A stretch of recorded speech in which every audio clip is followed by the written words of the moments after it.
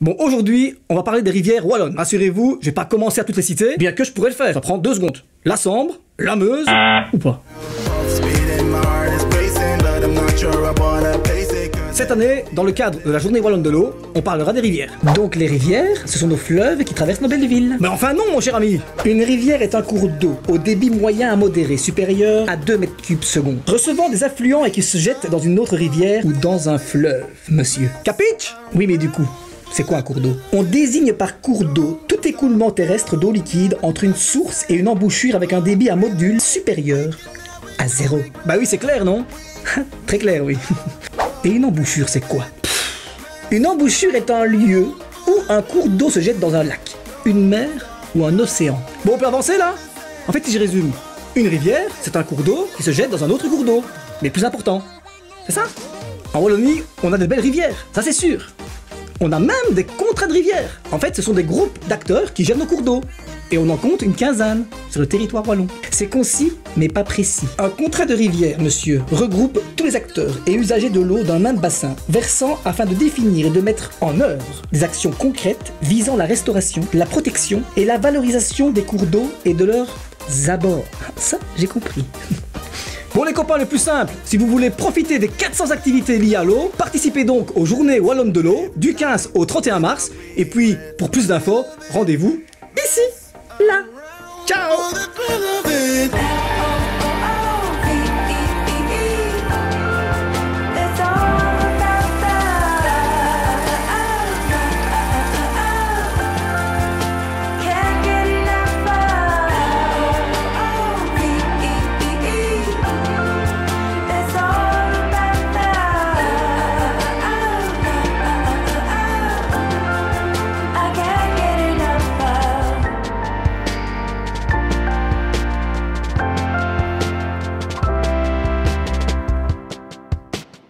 Un phénomène géologique très ancien. On parle dans notre région des fagnes qui se trouvent à quelques kilomètres d'ici. Et la plupart des pouhons, les pouhons c'est le nom des sources fortement minéralisées que l'on trouve dans les alentours, on peut les parcourir en se promenant d'une fontaine à l'autre.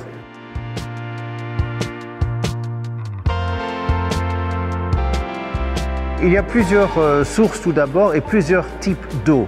Très souvent, quand des gens viennent boire cette source qui s'appelle le Pouhon Pierre le Grand, ils trouvent cela âcre, ils se disent « bon, enfin, comment est-ce possible qu'on puisse recommander ces eaux ?»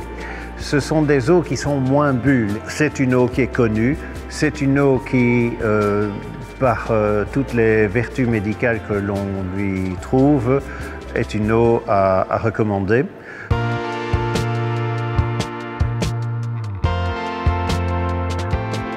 Sans être prétentieux, on peut dire que l'on a été vraiment des précurseurs.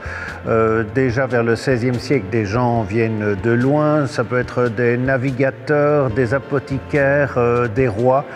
Le tsar Pierre le Grand, celui qui a créé Saint-Pétersbourg, qui est pour une bonne part pour la grandeur de la Russie, il est resté 5 semaines ici à Spa parce qu'il avait des problèmes de santé.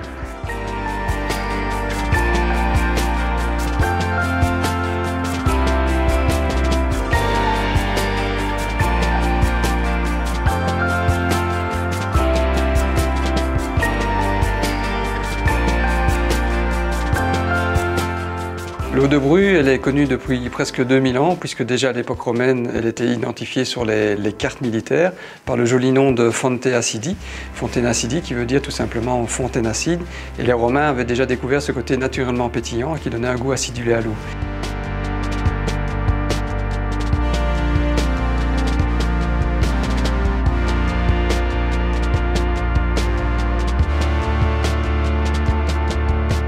On a vraiment une chance avec Bru, c'est d'avoir une eau qui est finement et naturellement pétillante, c'est rare. Et en fait, c'est lié à toute son histoire souterraine, un voyage qui va durer plus de 50 ans sous terre, quelque part très bas en profondeur, c'est à plusieurs centaines voire milliers de mètres de profondeur.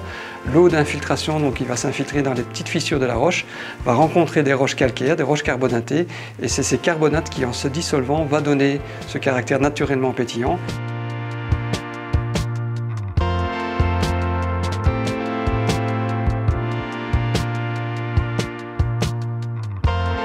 Alors l'eau minérale Bruce, c'est vrai que ces 3 petites lettres BRU, il y a 3 origines possibles du nom. Ça viendrait du verbe bruisser, qui serait en fait le bruit que les petites bulles de gaz font au moment où elles sortent de l'eau. Et donc on colle l'oreille au verre, on entend ces bruits.